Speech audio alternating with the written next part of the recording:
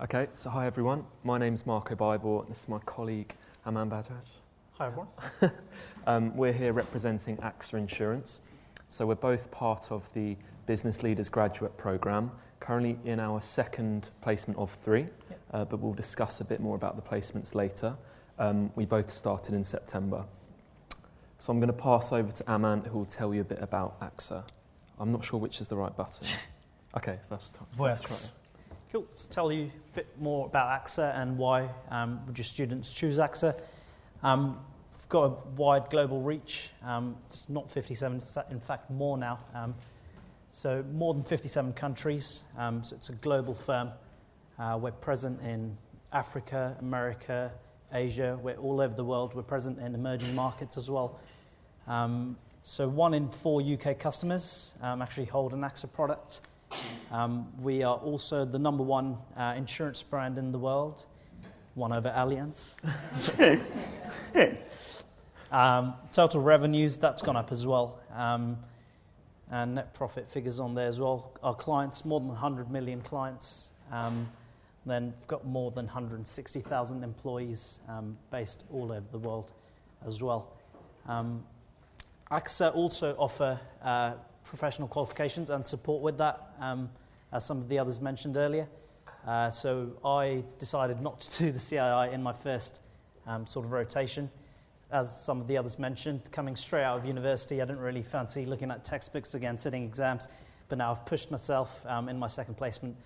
So I've just begun my journey on doing some professional qualifications, and AXA have been really supportive with that. Marco, on the other hand, I believe he's now doing the diploma, is it? So, I recently passed the diploma, so I was pleased with that. Yeah, he's done pretty well. So passing you on now. Okay, cool. So if we have a look at the next slide. Yeah. So if we just detail our careers so far. So Aman, if you shoot off. Yeah, sure. So I studied international business management at the University of Surrey in Guildford. And that was a great course. I've always sort of wanted to be in the business world, learn about business. But people at AXA and other grads, we've got backgrounds from all over the place. So we've got people who've done biomed sciences, people who've done geology. So you don't have to have a business or economics degree to get into insurance, essentially, and the financial services.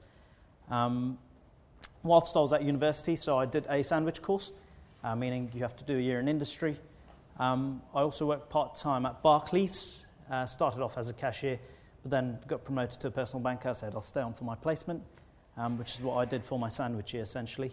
And that was a great experience, sort of got me into the financial services as of such. And then once I sort of got my degree, or we applied earlier than that, I got into AXA. And what sort of appealed to me about AXA, I'm not going to lie, I didn't sit there thinking, oh, insurance. It was, the campaign they had around that time was about adding your own colour, which really appealed to me, because any job I'd be in, I'd really want to do things my own way, not just be another number or just sat there following processes. That's not me. And so when I sort of looked at that campaign, read more about AXA, that really appealed to me. And which is why I sort of joined AXA. Okay, so for my path, I studied maths at University of Sheffield, graduated in 2011. After that, I had various jobs for a year before I didn't know what I wanted to do before I decided on insurance.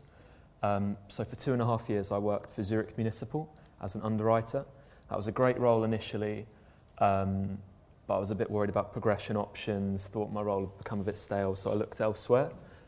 Started applying to grad schemes, and what really appealed to me about AXA was the rotational programme. I'd spent 2.5 years as an underwriter, but I didn't think that was where I wanted to go. So I liked that this rotational programme would allow me to try a number of different roles, build up a wide skill set, and then make a decision on where I want to go more long term. I'm happy I made that choice. So if we move to the next slide. So this slide shows us a bit about the graduate programme. So it's a 2-year programme, and on that you do 3 placements in different business areas. So my first placement was as a pricing analyst in London, which was great because I study maths, so a lot of similar skills, got to do a bit of coding, which was great. And I'm now 6 weeks into my second placement, which has a team leader in a call centre. So it's as different as you can get from a pricing analyst. That role I spent all day at my desk on Excel. My new role, don't spend any time at my desk, it's just interacting with people, but that's great. But what I think is good about this scheme is you develop a breadth of knowledge across a wide area, so that really helps you build up that skill set. You get to try your hand at a number of different disciplines, so you get to test yourself on a few areas. So, as I said, pricing, that was great, lots of coding, lots of logic. Now it's more of an interactive role that I'm doing, so building up those people skills. It helps you build an extensive network. So in the different placements you get to liaise with lots of senior people, and we also have lots of networking events that we attend as graduates, so that's great. We even had a trip to Paris to meet the CEO of AXA Group. And I think most importantly for me, that's why I left Zurich. I feel this role will offer great progression options. Get to try a few different areas, build up that skill set, and then choose what career I want long term. Do you want to talk about your placement? Yeah, sure. So for my first placement, I was based in Ipswich. I was a project manager there. So I'd done a project management module at university, but that's as far as it went regarding experience. So AXA have been really supportive. When I first came in, had my manager's arm sort of around me, showing me different tools and techniques used in project management. At the same time, when I was then sort of more capable and knew what I was doing, I was actually handed one of the highest priority projects at the time to manage on my own, with the right support in place, of course. And not only do they support you with the professional qualifications, i.e. the CII, but I also got a qualification in Agile Project Management, so that's something they also support with. And then for my second placement, which has just started, as Marco mentioned, currently based in Cobham, and I work in the customer journey team as a customer experience exec, so just trying to make that journey better. But yeah, one of the things that really appealed to me about the scheme as well was the rotational program, because to be honest, I wasn't sure what I wanted to do exactly, as I'm sure many young people won't know as you come out of university. Some might do, but majority will not probably have a clue what they want to do. But it sort of helps you find your feet, and once you've sort of found something you're interested in, you can then sort of take a career in that path. So, yeah. So as I mentioned, Aman and I are on the Business Leaders Graduate Programme, but we offer a few other schemes. So there's an IT scheme, yep. Human Resources scheme, an Actuarial scheme, and a Data Scientist scheme. So they're more specialist, but this is more of a general management programme. Mm-hmm. Okay, so if we move on. Cool. So the selection process, pretty typical. So consisted of an application form, psychometric testing, i.e. verbal reasonings, numerical reasoning. Video interview, that was a bit awkward, not going to lie. Sat there in front of a screen talking to pretty much, well, no one. But it does have its perks. Paul, you probably don't know this, but I did mine. I did wear a shirt and tie, but I was wearing tracksuit bottoms. I should mention that. I'm here now, so it's all right. And then followed by an assessment centre, which was quite intense. Had competency interviews, variety of role plays, business analysis exercises, and then a full interview as well. But like someone mentioned earlier, it wasn't an activity of whoever shouts the loudest. They were all individual exercises, which I found to be really good. And then, yeah, we got here, so did all right, I suppose. Okay, if we move on. So what might a typical day or week look like? This is sort of a mix of what all of us graduates might have been through in a day or a week, because we all do different roles. There isn't a set pattern like on some of the other grad schemes. Everyone sort of has a tailored experience. So if we look at some of the pictures, variety is a spice of life. So you'll get involved in a wide range of activities. The next photo down is coaching. I think Aon also had that picture, so well done. But I've had to do quite a lot of that in my role in the call centre. The next picture down is just travelling. So in my previous role, the team was split between 3 offices, so Cobham, London and Ipswich. So one day a week I'd spend in each of those offices. But I really enjoyed that. You put a face to an email address, like a face to a voice on the phone, and it's just a bit different, get out of the office for a bit. I really enjoyed that. The next photo, top right, that's paperwork. Aman put that in because my role is actually all all online, so there's no paperwork whatsoever. So that was quite nice. I did put that in, but the reason I put that in, it was just trying to replicate filling out forms and processes and whatnot. So we did these slides when we'd just finished our first placements, so based on project management. But yeah, that's meant to be like processes and forms and other things you've got to fill out for governance. So. Okay, cool. If we move on, so next one just about planning, so spending an amount of time working to deadlines, working out how you're going to distribute the work amongst the team. And the last photo is just being in meetings. So who loves a meeting? So I'll move on to Aman again.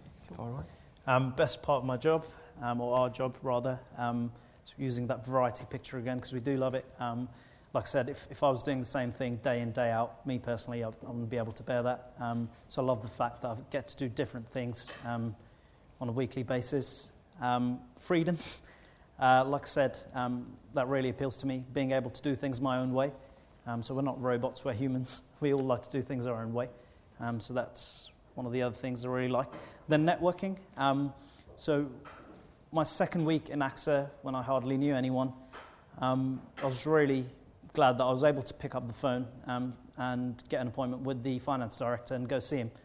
And that was like second or third week. So the fact that senior management really sort of do value you, that really appeals to me as well. So if we move on to the next slide. So what skills do people need to be successful? So I think one of the most important ones is to have good communication skills. So I think insurance is quite a techie business, so you need to be able to explain quite complicated ideas to anybody in really simple terms. We experienced this in Paris with Henri de Castries, the CEO. It was great watching him present because he could just communicate quite boring ideas, but in a really, really easy to follow manner. And I think everybody just could follow him. It wasn't pitched at too high level or too low a level. So that was great. The next thing is you need to have a focus on customer service. Essentially, that's AXA's business. It's the people that they sell products to, the people they serve. So you really need to have a focus on the customer. As any job, you need to be able to work as part of a team. It's not enough to just be a lone wolf. Some jobs you will have to liaise with lots of departments spread around the company. So you will need to be able to work as a team. And then the next two, I think, are sort of tied into each other. So professionalism to me is how you conduct yourself in the office, how you behave, how you come across to other people. So you need that. That's not just enough. You also need to be results orientated. So you need to hit targets. You need to achieve as well as be professional. Okay, so move on, and we'll take this next slide. Thank you. So tips for getting into the sector. Leave any misconceptions you have about the sector behind. We said people don't think of insurance as being the most exciting thing, but in fact we do have some of the most exciting concepts coming up. Driverless cars was one of them. Got loads of other things. So yeah, leave any misconceptions behind the door. Knowledge equals power. Is it Mary? Sorry. I believe you mentioned do your research. It does really help if you know what you're talking about. And just a decent degree is not enough. You've got to demonstrate how you stand out, how you differentiate yourself to the thousands of other graduates out there. And then lastly, networking. It really does help. Coming along to events such as these or career events at universities, whatever it may be, talks, it really does help. So I can't recommend it enough. And then, yeah, that's us, I believe. But thanks a lot for coming along. Any questions, we'll be around later for lunch anyway, and I believe Paul will be answering in a bit anyway. So thanks a lot.